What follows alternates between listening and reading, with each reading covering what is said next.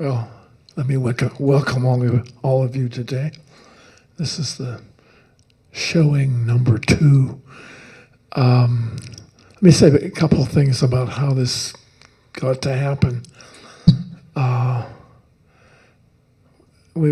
was sitting on the board. I think I was sub-dean maybe, and we were talking about creating a website that might include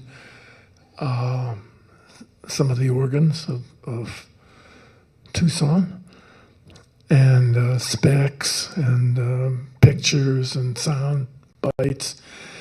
And Dusty was sitting there, and she said, "Well, there's this book by David McDowell called The Pipe Organs of the Gadsden Church, and it's got specs of all the instruments in southern Arizona." So we had a look at that, and I said, "Oh my gosh, this is going to be a little overwhelming to put on the web, but boy, is it certainly interesting." And so that's how it all got started. So the book is actually was assembled by David McDowell, and I think he put this together in 1985. It's for all the instruments in the Gadsden Church, beginning from the beginning to the 1985. Anyway,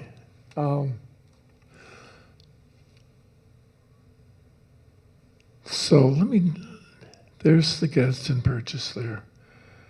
So let me say a few things that most of you probably know about the background here. One of them was that the Gadsden Purchase takes place in 1853. That's when the U.S. purchased this piece of Mexico from Mexico. So at this point, in 1848, just a few years before, that was the end of the Mexican-American War, which involved incorporating or adding the rest of Arizona, California, Utah, Nevada, part of Colorado, part of New Mexico to the United States. So there's also, in 1849, there's the gold rush in California. So the big things happening out there.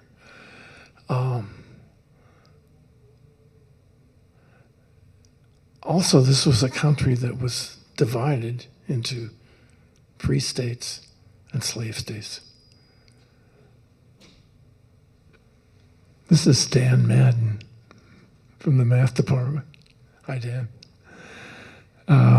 I'll introduce you to the rest of the people later on. Anyway, what else? How this came about was there was a guy, a businessman, Gadsden, in South Carolina, North Carolina, who with his buddies was saying, "Look, we want to be able to take advantage of all this good stuff in California, and we want to build our own railway line so that we can take advantage of all this stuff." So, but right now there's no way to do it given the existing United States. However, this little strip here has a place where we can build a train line. So he and his buddies must have convinced Congress and the president to purchase this strip. And there it is. And it incorporates the southern part of Arizona, probably up through Casa Grande, about 100 miles.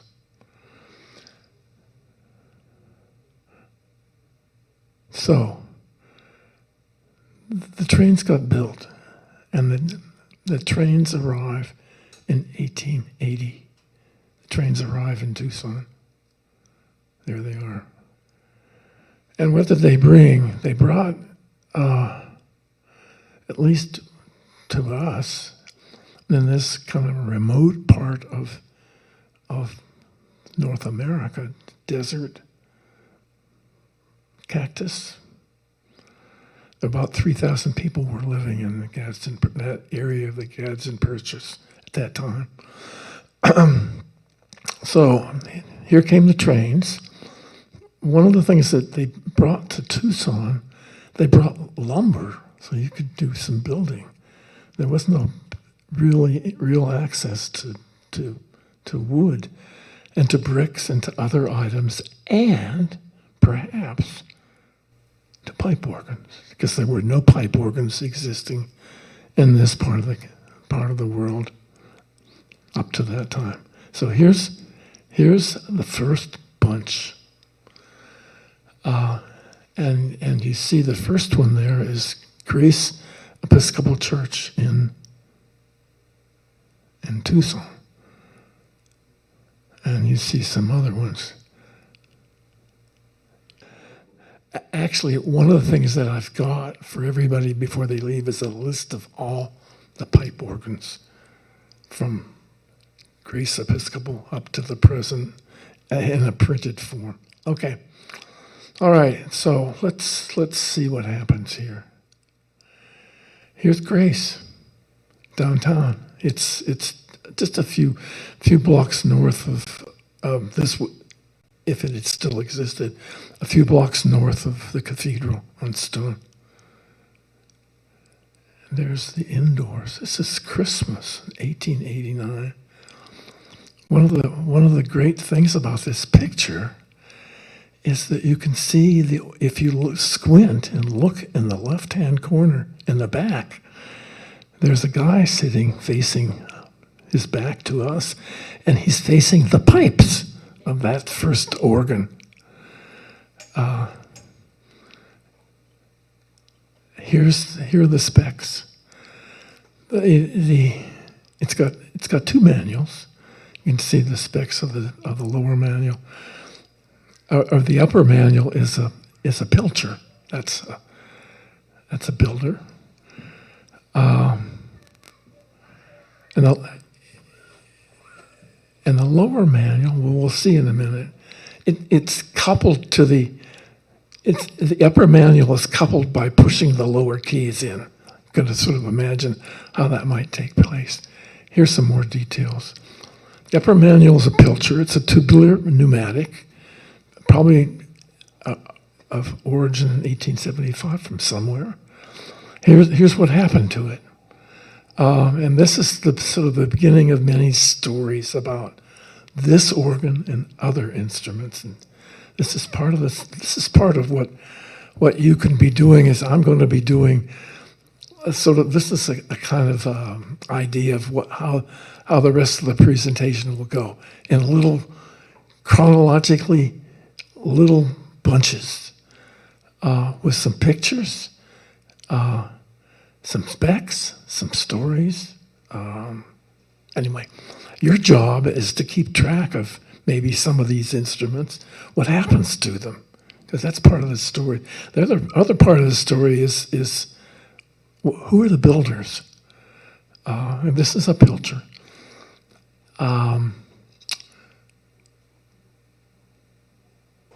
The other part of the story is maybe to keep track of where these instruments are built. I'm going to go back up. Just as a kind of clue, look at where they are. First Congregational, Tucson. Episcopal, Tucson. Bisbee, Douglas. Another Douglas. Anyway, back to Grace. Anyway, so the provenance of this upper manual, 1921, it was sold to Yuma. 1932, it was moved to Our Lady of the Blessed Sacrament in Miami, Arizona. 1955, it was electrified. In 1970, it was sold back to Grace Church. Okay, that's the upper manual. The lower manual is a tracker. So imagine an instrument that you're playing. The lower one manual is a tracker. The upper manual is a tubular pneumatic. I'm not quite sure what that means, but It says the pipes were stored for many years in the basement of the Scottish Rite. And here's another. Here's what happened. The best pipe work was used in the present grace organ. Wow. Okay. And there's more to this story. You'll see it later. To keep track of the grace organ and all its parts. Okay, next instrument on the list, Covenant Presbyterian Church in Bisbee. This was a Murray Harris. Has a rebuild later on. I just want to show it to you first, and then we can talk a little bit about it. Here it is.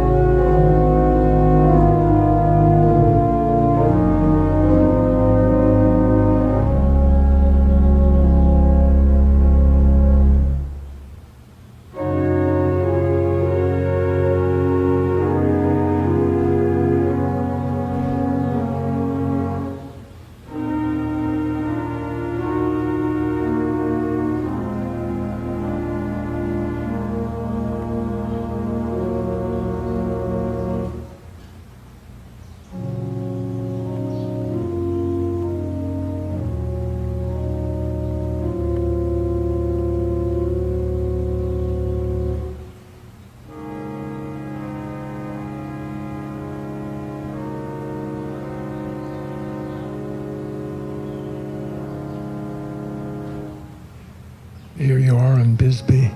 See, right next door is the Copper Queen Hotel.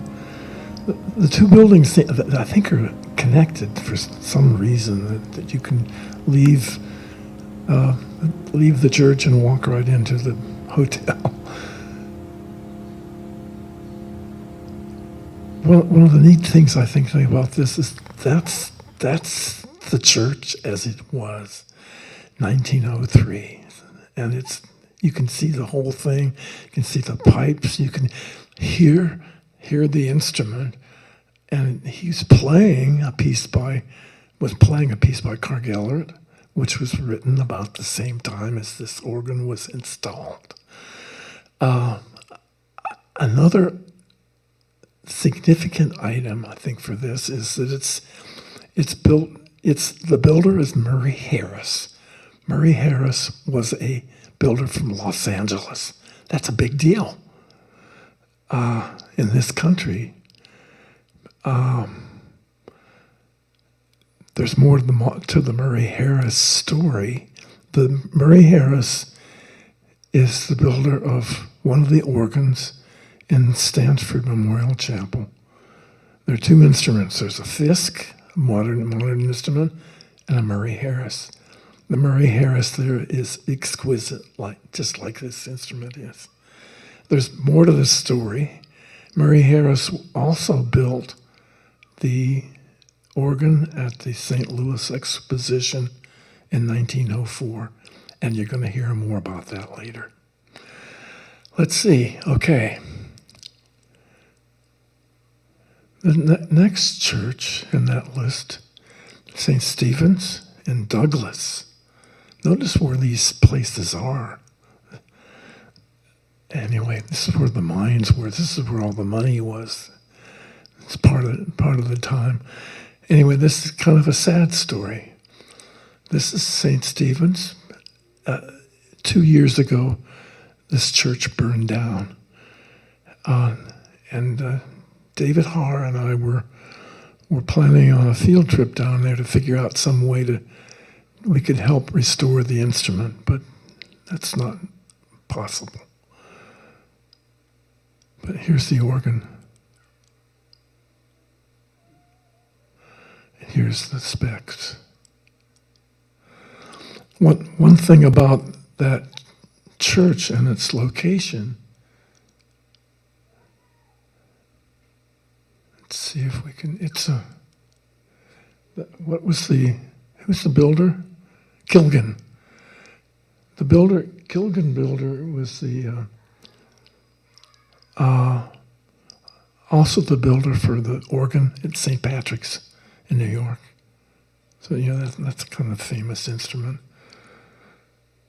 But this church, I think, stood across the street from the Gadsden Hotel, kind of an iconic place to go. And if you're looking for neat historic places to go in southern Arizona, but the block in which this stands, there are 4 churches, one in each corner, which this is one corner. You'll see later. You'll see Presbyterian Church, Baptist Church, Catholic Church, Church of the Immaculate Conception. Here's the next batch, just before the First World War. You'll notice another Murray Harris there. It's a Scottish Rite Cathedral, downtown Tucson. So here it is. It's some details.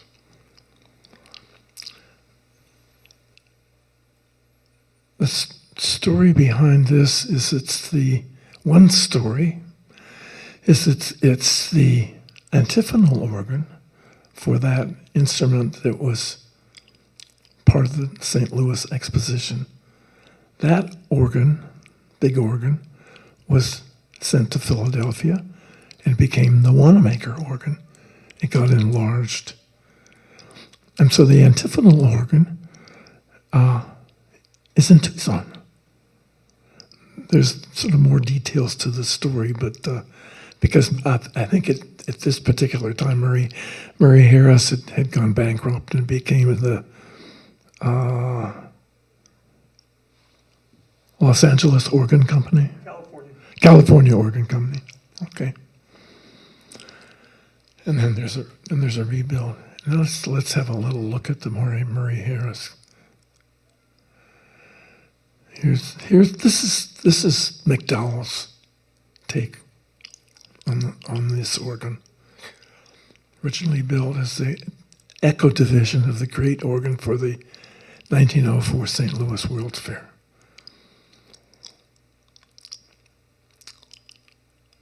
Of course, Wanamaker's became the world's largest organ at, instead of 60 ranks, 469. there's a. It was rebuilt in 1937.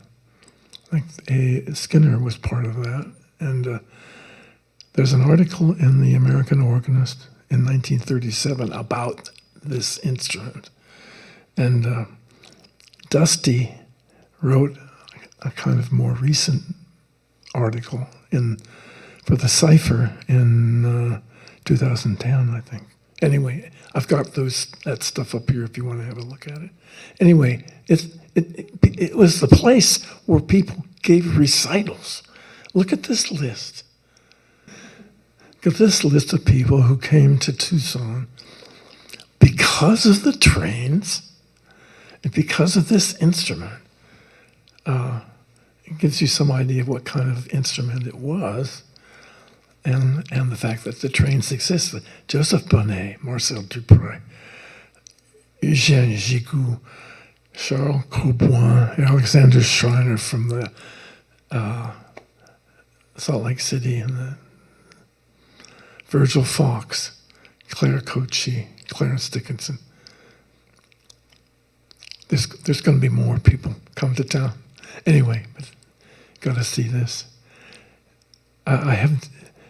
Dusty, do you know who that kid is? No. It's part of McDowell's documentation. It includes this picture. So it's a picture of the console and somebody playing it, and nobody seems to know. But anyway, Identify him. no, he doesn't. Unless I've missed it. It's not a document that's easy to find details. I mean, there's a lot of details, a lot of pictures and stuff. Anyway, so that's that. Okay, so the next batch is Grace. I'll get a little story about Grace in a minute. Just have a glance here. The Fox Theater, another church in Douglas, another church in Bisbee. Look where there's a third church in Douglas. Look at all those churches. What are they doing? Giving, how come Tucson is not more prominent? Anyway, let's have a look at Grace. You remember Grace was the first? Grace dismantled its building on Jackson and Stone and moved it stone by stone to North Stone. This was North Stone and 3rd, where university is. It was a grant from Carnegie Foundation, paid for half the cost of the new organ. The organ had a sad fate. Partly, I think this is because we're in the desert. We don't have quite the facilities for fixing up things as the rest of the country. The organ had a sad fate. The carpet beetles ate the felt. Roaches ate the glue from under the leather. Termites ate the wood. The church was so infested with termites that even the sides of the pews were eaten out in 1950. I think this is Tucson, Tucson in the 20s and later. Okay, Trinity, in 1929, at Hook and Hastings. Big deal. Hook and Hastings probably were the finest organ builder in the later part of the 19th century. This one was originally built 1882 in Chicago. This is from McDowell, and he apparently wasn't quite sure. He says he doesn't say such great things. Very fine example of good organ design. Very refined voicing. If you want to hear a Hook and Hastings now, go on the web, Google. What's the cathedral in Boston? Church of the Holy Cross, Cathedral of the Holy Cross. There's a website. It is absolutely fantastic as a sound. Anyway, go. I went, because I was trying to figure out, what does Hook and Hastings sound like? And that's, you have a way of finding out. It was not well installed in Tucson. The floor frames were out of alignment. Stops on the left side were 6 inches farther out than the stops on the right. The action was very heavy towards the treble end. This is McDowell. No money was spent on repair or maintenance. It was sold for junk in 1937. So you notice there was a big gap of organ building. Nothing from 1929 roughly until 1937 during the Depression. Makes sense.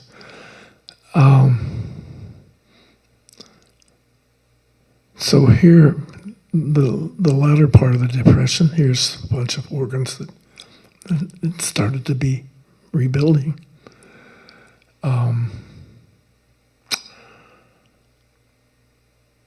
Another Kilgan, a couple wicks for the first time. Right in the middle there, the Southern Arizona chapter of the AGO has been established in 1937. So,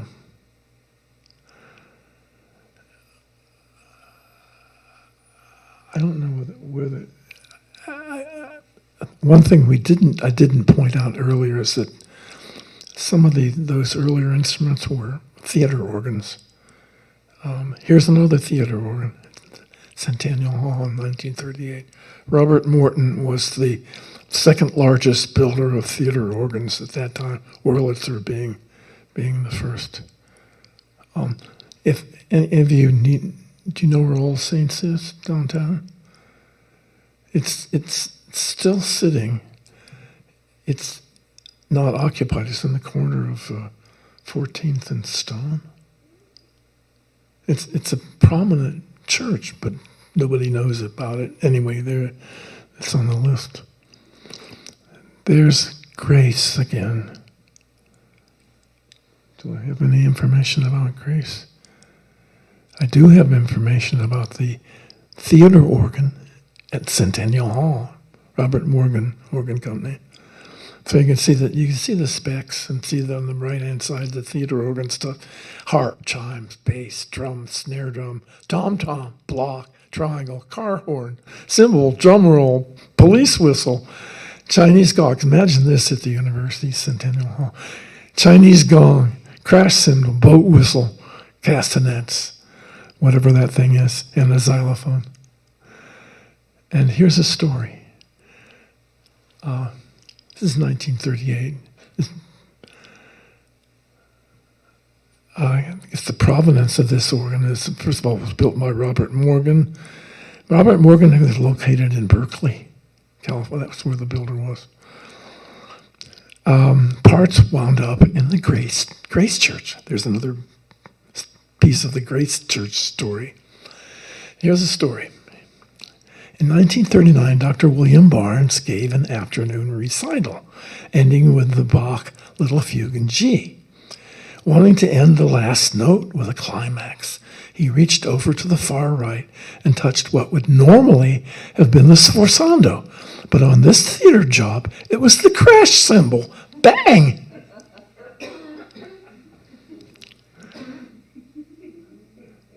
None of the organs between the two wars survived. I don't think the Gadsden Church was used to having pipe organs around and keeping care of them, and keeping care of them in the kind of climate that we have without air conditioning. Okay, after World War II, there's big surge of organ building, and I'm going to have a look at. Well, you see Covenant, the one church in Bisbee has a rebuild. I think Skinner was involved in that, but McDowell seems to be taking the credit there. Notice that, there's a couple, 3 instruments by McDowell himself. You'll see more. Keep your eyes open for McDowell. And now we have probably the first biggest organ, St. Peter's and Paul's, is a Reuter, a 24 rank. There's St. Peter's and Paul's as it exists today.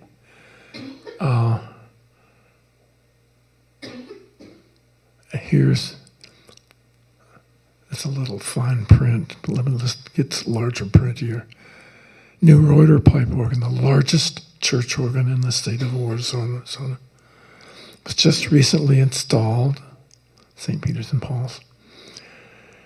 As it now stands, the organ has 1,800 pipes, blah, blah, blah.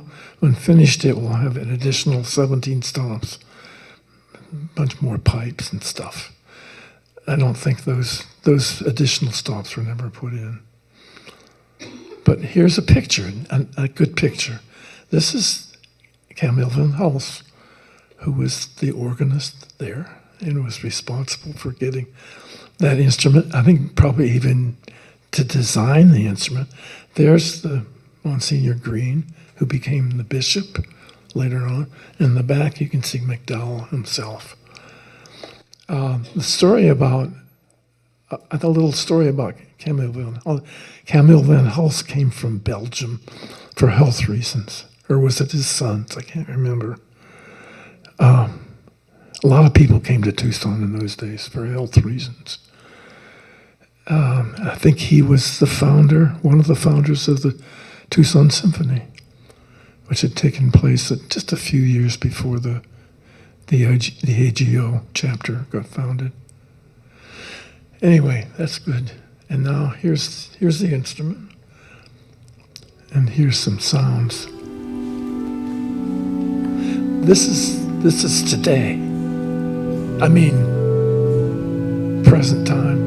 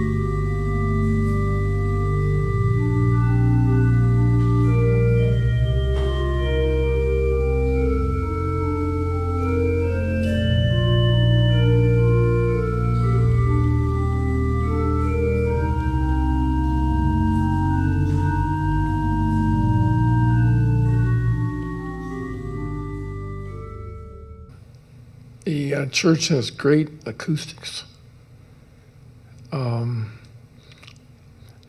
the organ is not being used. They use a piano down in front. I think they use it for maybe weddings and funerals, but it doesn't have a permanent organist. Okay, this is called the McDowell era for a good reason. Look at the builders. Grace Church is now moved. It's not downtown anymore. It's sort of midtown, not too far from here, actually. And I think that maybe the main story here is the Reuter at Catalina. Catalina Methodist had just joined up with University Methodist, which was near the university, and Catalina Methodist is further up Speedway. And notice the size. This is all of a sudden a kind of biggie, and it's not a McDowell. I think that's kind of significant, especially for people like me who came in the 70s. It says where what all the instruments are McDowell. What's going on here? Anyway, it was so wonderful that we had that resource. He took care of all the instruments, and he built a lot of them. Anyway, here's a story about Grace. This is the organ now on Adams. Most of the pipe work from the original organ. The cased pipes of organ 2 were used in the pedal division. Organ 3 became the choir division.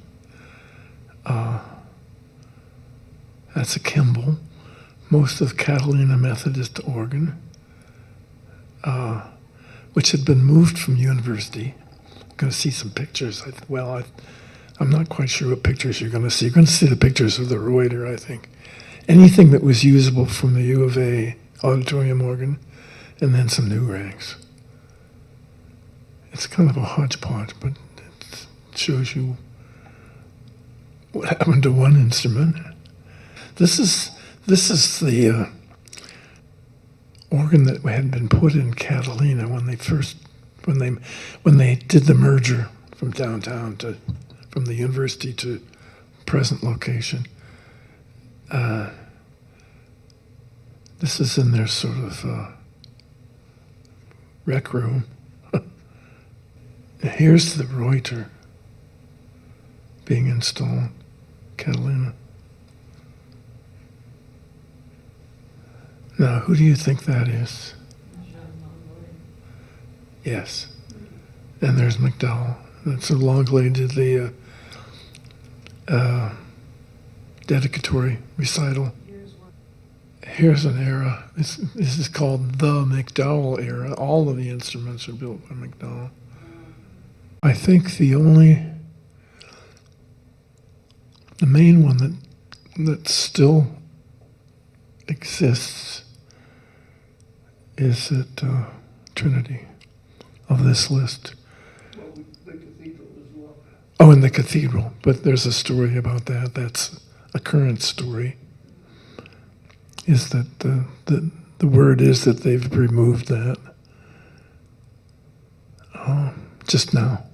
I mean, just recently. Yeah. I mean, the people who live in Tucson know more about the St. Augustine. Everybody knows a different story, but I think St. Augustine was just neglected. I remember I played it for my son's graduation from South Point, and then I played it again for my daughters, and not much was accessible, but what was really incredible. The acoustics are really incredible, and it's such a shame that I guess it's all money. Oh, here's one of those instruments. It has a story too. This is the Chapel of the Resurrection in Southside. This is a McDowell, and this again is one of these multilingual stories. It's this organ. We think was the original organ at Grace, the upper manual. Okay? Chapel of the Resurrection folded, and David Wachter and his partner, Bruce Anderson, took the organ and put it in their house, which is last week was in their house, and this week is becoming the antiphonal organ at Grace St. Paul's Episcopal Church. The same Grace. Yeah, it's just happening. It's apparently the the church at Grace is not operative. They had a lightning strike, and I don't know what that means.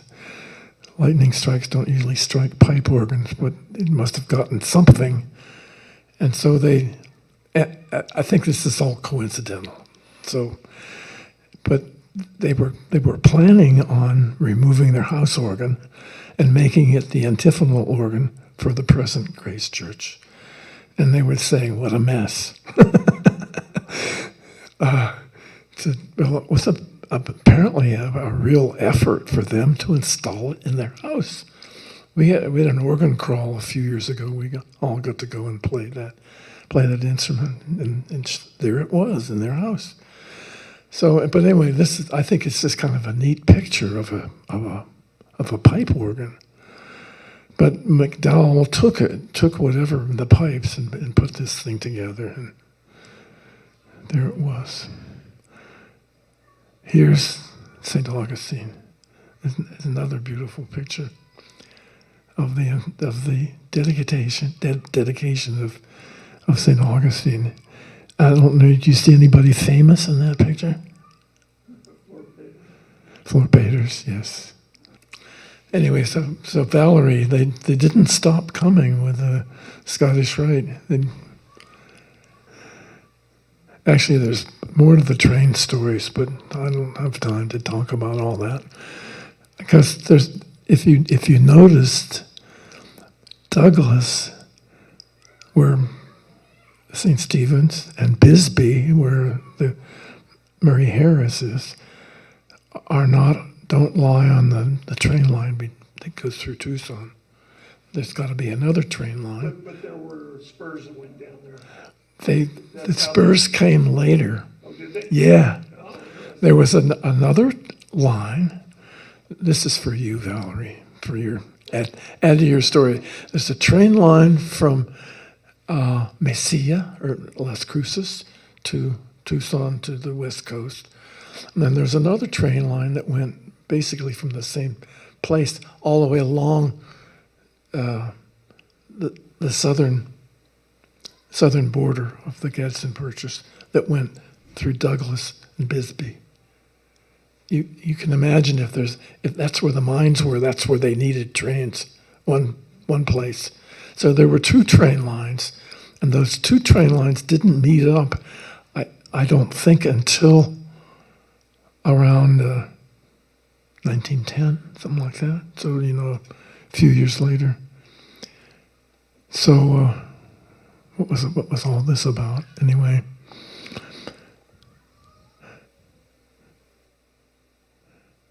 So here it's still some McDowells. Anyway, there's maybe a lot of things that need to be checked if you're having this be the definitive version. And it's really good to have a crowd here to actually comment on some of this, because this is Tucson's organ history. Anyway, first that church was Jane Smith. What was it? Her church. I'm sorry, I'm not. I'm trying to think of who played at that church. What church? First Christian.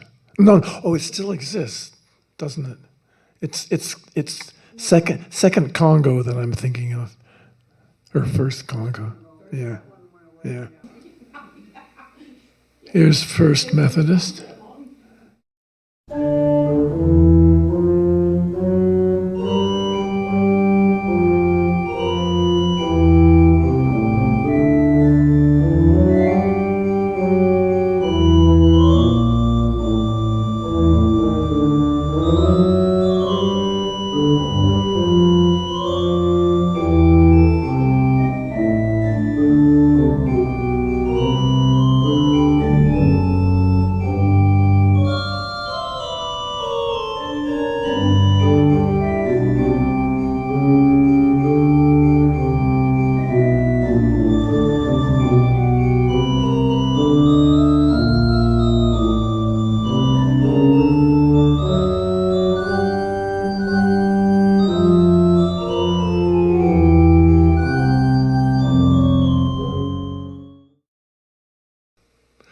Okay, here's another.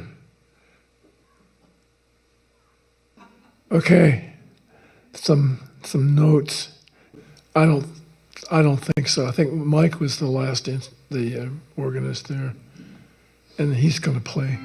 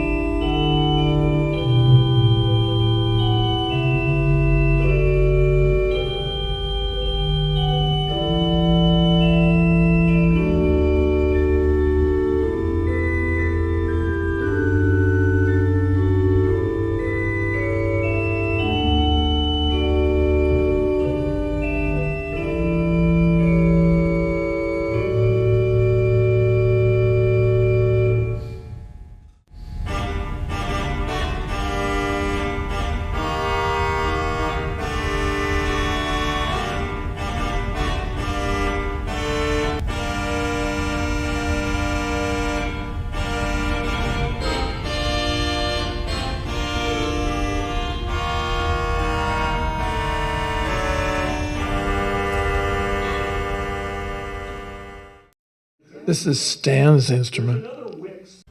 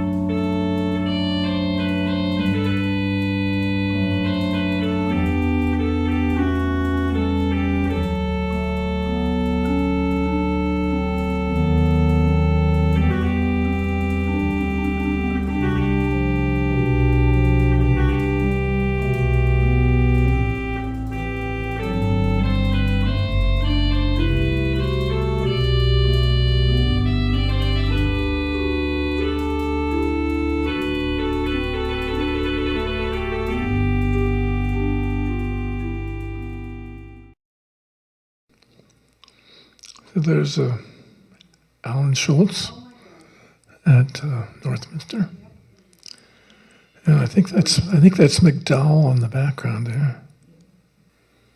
So here we are in the 70s, and there's still a bunch of McDowells.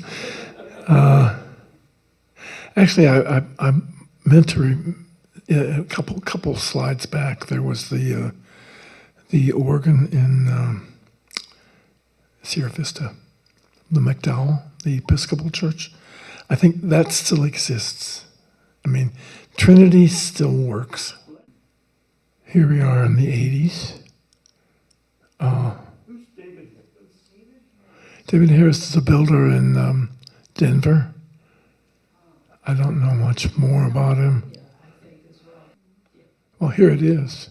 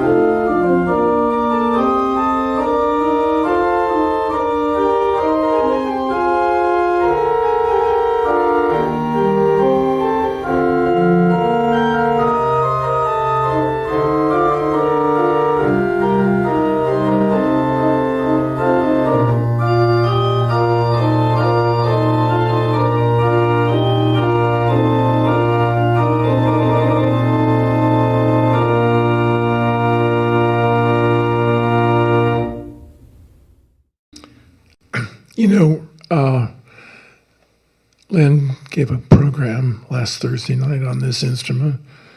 It was it was an All Saints sort of event. Did anybody here make it there? No, that's too bad. But I think he's playing on this instrument. Here's Janet's church. I think it was dedicated in '83, but I think that's what we're This is McDowell. yeah. No, it's not McDowell. Schlicker. Oh, you're teasing. No, McDowell's book. Here's St. Philip's. Oh, yes. What's funny about it, I don't know if you're aware of this, but they've gone through 3 different consoles. Valerie, have you seen this one? Yeah, this is a real gem. It's probably got the best acoustics of any church in town.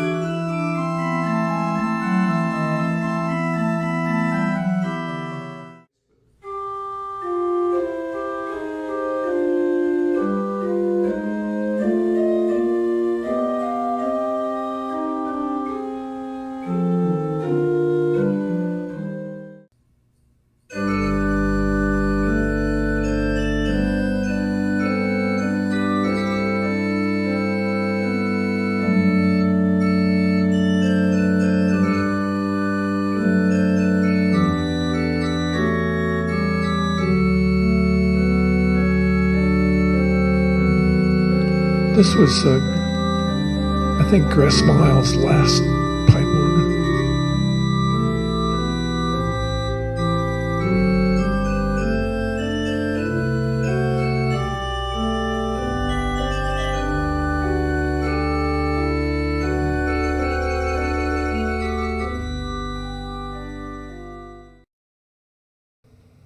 Some of the choices we made for recordings were to do things that people hadn't seen so much. I mean, like this one, people don't know about it. The people don't know much about St. Andrews, or even St. Odelia's. A lot of these. If you're wondering, well, how come we didn't do Christ Church United Methodist? Well, everybody's heard it. No, not to put it down that way. Well, we had, of course, made choices. I like the choices you made. Oh, thank you. Okay, here's Grace. Grace is now joined with St. Paul's, another Episcopal church on not too far away. It was on Speedway near the university, and they joined up. And I think we'll have a little story about that. No, maybe later. St. Mark's. Great. This was a really great instrument.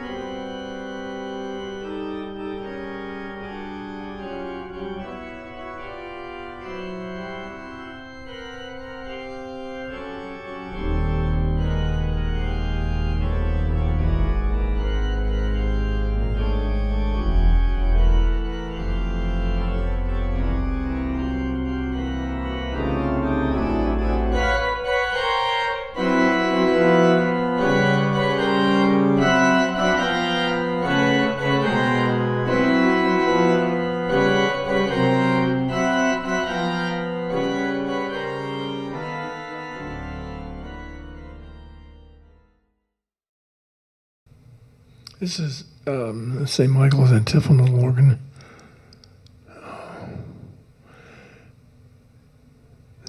An Aeolian Skinner is the main organ. It was brought from Cincinnati, a church in Cincinnati, like, boy, I forgot the date. Well, 20 years ago at least. No, now it's more than 20 years ago. It's like 30 years ago, probably. And then the Graham Davis did the antiphonal organ, which you see there. So this is the date of the Holtzclaw organ to the university. There it is.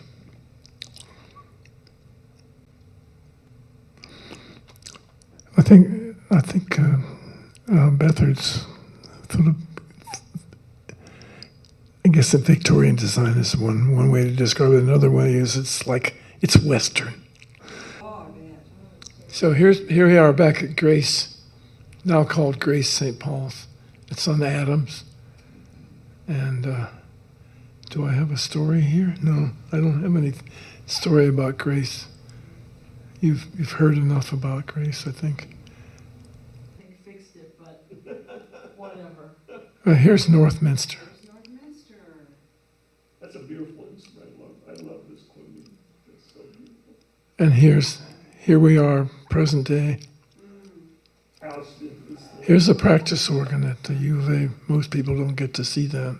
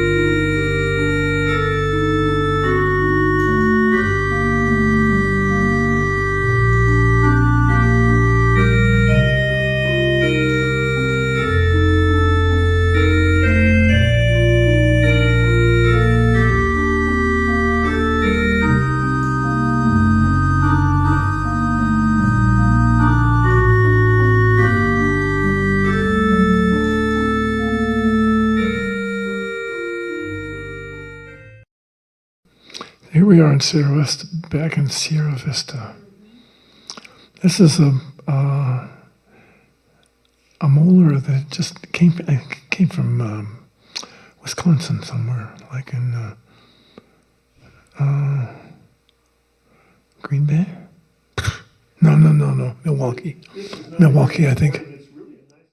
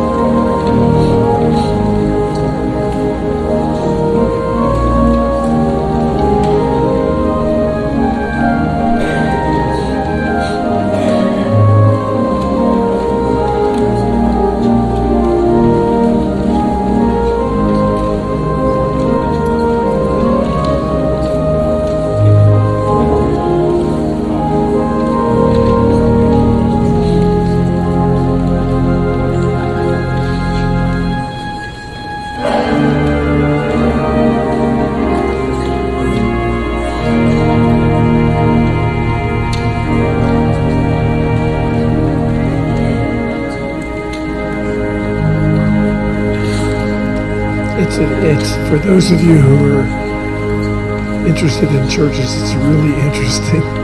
You can see the artwork in the church. It's very southwestern. Here we are at Christ the King. This is the Aeolian Skinner that had been in the Christian Science Church, reinstalled at Christ the King. And now it's gone. It's gone. Well, you're going to hear it now. So this is one of the few recordings we have. This is Matthew Whitehouse. This is his composition that he wrote as his composition dissertation at the U of A.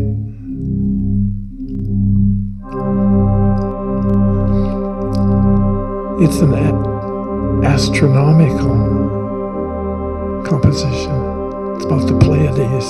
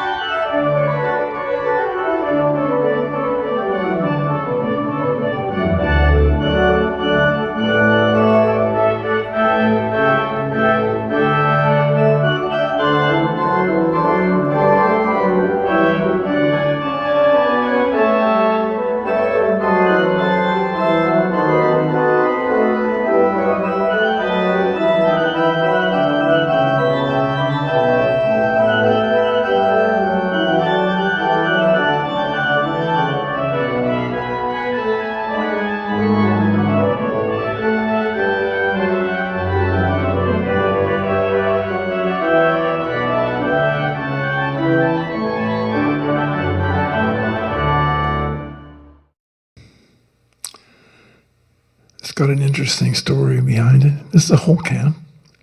It's a rebuild of the concert instrument from the UC Berkeley, which had probably been installed in the mid-50s.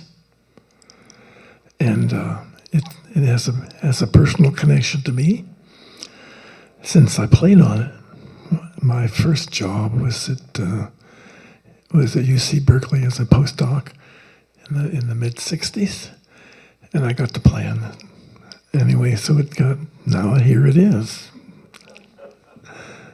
But it's one of Holtkamp's, I think, classic, is when he first started building in the sort of classic style, and he had his own distinctive style as an American builder. And so, anyway, you get to hear it.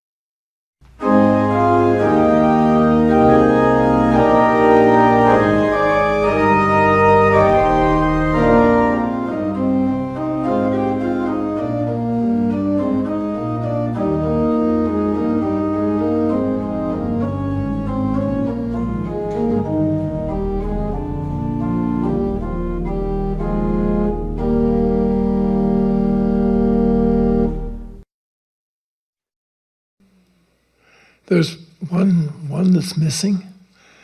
It's a recent change, and that's the Fox organ. It's just a couple of years ago, I think. You can read about it in the cipher. The original Fox instrument was a theater organ, 9 ranks, something like that. You could, way back in the 20s. But the one that was installed more recently is a different Wurlitzer. It's 30 ranks. It's a big deal. I've got some handouts for you. One is just a list of all the instruments and the locations in chronological order. Just a couple things to mention. One is that there were some instruments from the West. Murray Harris, I think, is a good example. This is like not only was this the first instruments in the Gadsden Purchase or in Arizona, but they were from the West Coast. And if you look at the sort of list, just check out where the builders came from. Also check out where the instruments were built. You noticed that in the beginning, they were all being built down in Bisbee and Douglas. Gradually, they made it up to Tucson. Well, Bisbee and Douglas is where things were happening. Those were the mines. There's stories I think I've heard is that Rachmaninoff used to come and play in Bisbee. Had a big 13-foot grand piano somewhere in the high school somewhere. Still, I think it still exists. Anyway, I have two things. I have the list of all the instruments. Second is the list of builders. I think that's kind of worth looking at. Anyway, thank you all.